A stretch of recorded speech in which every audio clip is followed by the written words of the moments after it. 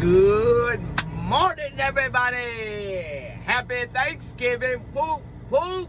Yep, it is Thanksgiving.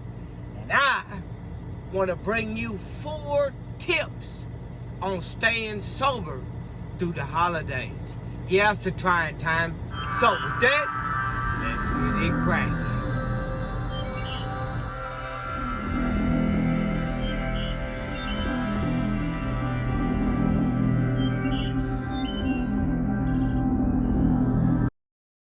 Whoa, we are live. All right, guys. So it is the holidays. What are you gonna do? We ain't getting drunk. We ain't drinking. We ain't drugging. Nope, because that ain't gonna help us in our successful life. So listen. Tip number 1 for staying sober through the holidays. Have a plan ready. As you likely know, part of recovery means narrowing down who, what, or where could trigger your relapse. Acknowledge those factors in your life. Identify what or who they are and plan accordingly.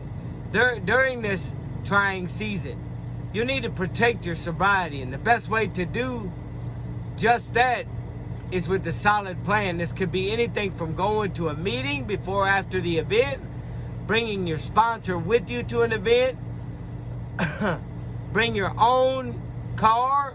You don't want to have to count on someone else transportation when you want or need to leave. You have to have the freedom of your own car. Also, ask someone in recovery to be available for the phone calls in case you need to talk something out. You're away from your usual routine and support system. So use the buddy system. Listen, here's the truth.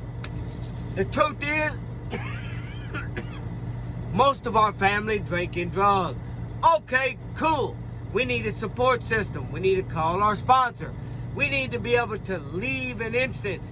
We need to check in and then check out if we have to. Whatever it takes to stay sober through the eat an extra piece of pie, smoke you an extra cigarette.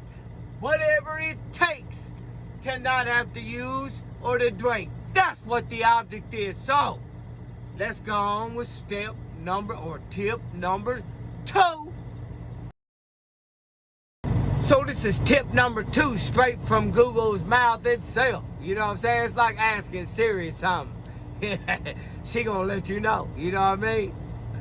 So tip number 2, help yourself by helping others. Is there any greater feeling than giving back? The feeling of joy and thankfulness is contagious around the holiday. And if there's one thing recovery has taught us, it's that being with others can help us on our journey.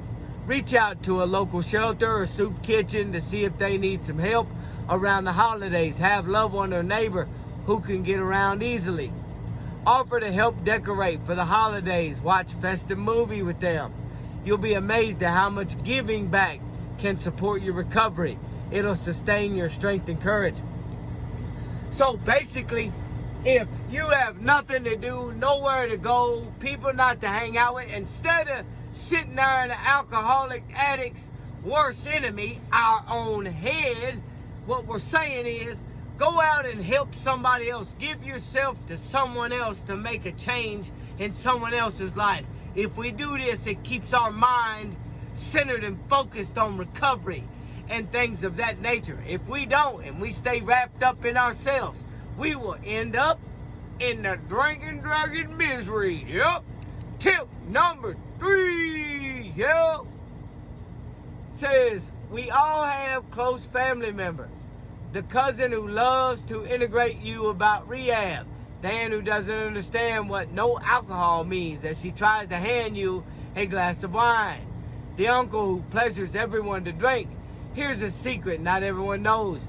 You don't have to be around these people. Avoid them. The same can be said for events. If everyone gets wasted at the office party, only stop for a few minutes. Woo! Woo! I love pushing this fact. Here is the truth. I don't have to stop hanging out with Uncle Bob, Aunt Susie, Uncle Willie. All I need to do is learn and figure out when I can hang out with Uncle Bob and Aunt Susie. I can't go over there when they're drinking and drugging, or I separate myself so my family drinks. What do? I go to the front porch and hang out. Yeah, they offered us drinks, but guess what? I turn them drinks away, and I also don't center myself in there with that problem. Alcoholics Anonymous tells us if we have a reason for being there, we can be there because God has removed that obsession to drink. That doesn't mean we keep indulging ourselves. That means we jump in the rope and we jump out of the rope before we get tripped up. So, if you go somewhere with drinking, separate yourself from that. If they keep bringing it to you, you set a boundary. If that boundary keeps getting crossed, we must leave. We cannot keep staying there. Why put ourselves in danger if we don't have to? With that, let's go to tip number 4. Tip number 4, take time for yourself. One of the best things you could do is take time for yourself. So your healthiest self. Make time to meditate, get extra sleep, cook healthy meals, whatever strengthens your mental and physical health. Don't forget to feed your soul, the spirit. The more time you spend on your physical and mental well-being, the better equipped you'll be to handle roadblocks that may pop up. So, pray, meditate. Let's take God in these situations with us. There's no reason to drink and use anymore. We have God on our side. If you have God on your side, no weapon formed against you will ever prosper because God is our Savior. So before we go to these places, we want to get in the fellowship, get in our mind frame, center ourselves around God, get focused in the spirit of success, and then we walk in there with our chest out, talking about, I'm going to stay sober today. You may not, but I am, Uncle Bob. I will be sober today when I get here, and I will be sober when I leave. Why? Because I'm going to be aware of my situation and my circumstances. That's why. I'm going to pray, and I'm going to meditate, and I'm going to start my day with a smile. So, listen, stay on track. You can do this. Whether you're fresh out of a treatment program or years into your recovery, it can't feel like you're walking on them ice from Thanksgiving to January.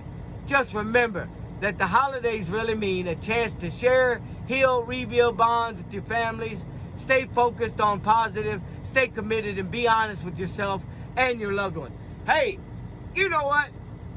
A lot of alcoholics who get in recovery, the first thing they want to do is apologize to everybody. Guess what? The holiday season is a way for us to make that living amends. We get to walk in there and show them what recovery and God has done for us. And guess what? We may turn somebody's life around in our family. We may give someone in our family some hope. We may give them some inspiration. And they may be wanting to talk to us about recovery.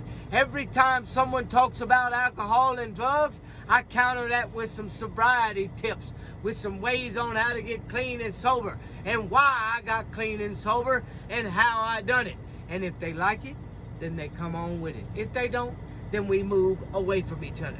I still love my family, but guess what? I'm not going to stay drunk, and I'm not going to be unsuccessful anymore. This is a new way of life. So listen, guys, protect yourself this holiday season. This is a very serious disease. Let's take the message to our family. Let's take it to our friends. We can do this. If you like what you hear, anybody hear more what I got to say? Smash the like button. Happy Thanksgiving to you.